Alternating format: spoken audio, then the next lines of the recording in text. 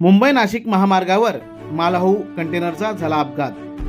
कांबारे गाव सर्व्हिस रोडवर कंटेनर झाला पलटी।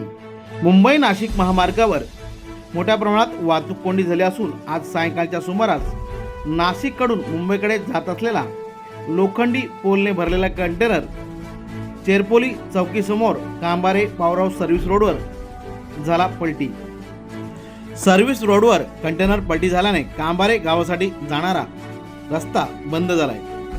पर्यायी रस्ता नसल्याने गावकऱ्यांना मोठ्या प्रमाणात त्रास सहन करावा लागत आहे। रस्ता बंद झाल्याने कांबारे गावात जाणारी वाहतूक ठप्प झाली आहे। गावकरी प्रचंड मनस्ताप सहन करत असताना लवकरात लवकर कंटेनर हा बाजूला करून रस्ता मोकळा करावा अशी ग्रामस्थांकडून मागणी करण्यात येत आहे।